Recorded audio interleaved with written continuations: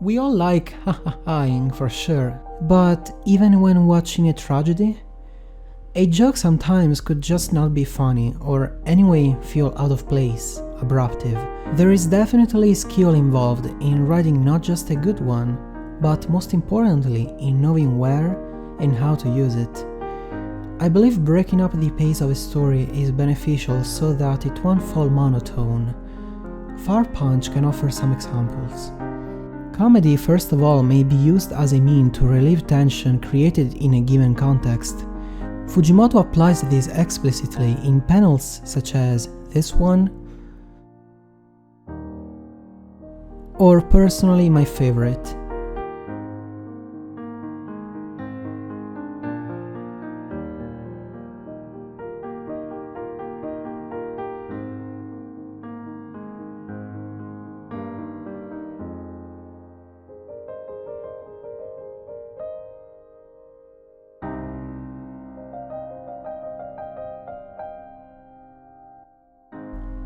Or again, here, where Togata beats Dama in a very dire moment for this story, simply because he had burned some movies, though very dear to Togata, interrupting Agni from confronting his enemy after many years of painful search.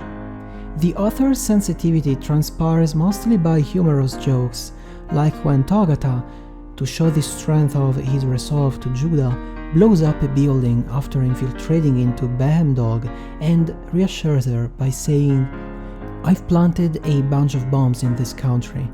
The one that blew up just now was in an uninhabited building, I think." So he's not even sure about it, but still took the risk of ending hundreds of lives. In the end, he doesn't care. Funnily enough, it's all about the message.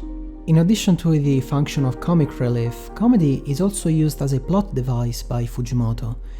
This is linked to how absurd the world has gotten in Fire Punch. The reason that stopped Suryo from becoming the tree herself was the simple wish to watch a new Star Wars movie, and so none of the events that took place after her decision would have happened. The Star Wars movie was an excuse to advance the plot, even though it sounded comic.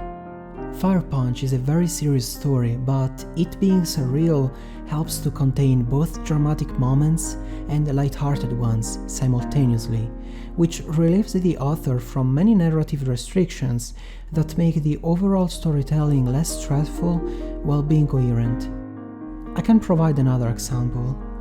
In the early chapters of the story, Agni undergoes some training with Togata, the classic arc where the main character needs to get more powerful and improve to defeat the villain and get his revenge. This is an original reelaboration of a cliché. In fact, his physical exercises are paired with English shoe lessons by Togata, with Agni having a hard time pronouncing words correctly. This is not just comic relief. Well, this is funny for two reasons. One, learning English wasn't useless at all. I love when everything has a purpose and is not inserted into a story casually to later serve nothing and be forgotten. Even the smallest things. In fact, speaking English will later be needed when meeting an allied faction after the disaster of Behemdog. But what I find even funnier is that this entire training arc is the joke. Fujimoto really fooled us when he set the story up to be one concentrated on revenge, on power scaling. This training really does not belong to what Fire Punch really is about. It's pretty ironic because that is not the strength Agni is in need of. And this is also reminded in scenes where antagonists are set up to be a threat but end up being defeated very easily or even off-screen. Fire Punch is really not about physical power, as we might have thought at first.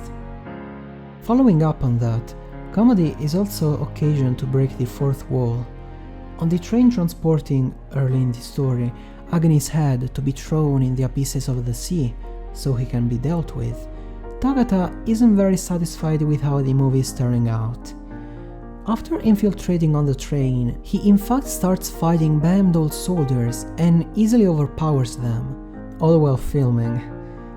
The problem is that the viewer might get bored, because literally everyone is gifted with the regeneration blessing. there is no variety. He wants some X-Men stuff. And he couldn't be more right. Everybody has the same power. Where is the diversity in fights? But we are not here for that. And on the other hand, Toghata ignores what we as viewers were told before, that only regeneration-blessed soldiers were called in for the operation. It's no coincidence that most of the comedy happens when Toghata is on the scene. Finally, developing an absurdity, Far Punch is so desperate that it gets funny. Right after Toghata's death, when Agni climbs the first tree originated from Judah, a very interesting series of dialogues is displayed. Agni promises to kill Judah, that begs him to kill her, while Suryo orders Judah to kill Agni. It's just a funny mess that would otherwise make us cry because of how sad this scene actually is. Or Toghata not being able to remember his past because living for too long deletes emotions and memories, just when he finally opens up and lets Agni see through him and his weaknesses, until that point buried under lies, and so on. So he just starts talking about the plot of Star Wars. As a last example, Agni, after the fall of the first tree, asking a reset Judah if she is Luna, with her giving him the answer he wants, and him smiling and making the face we all know.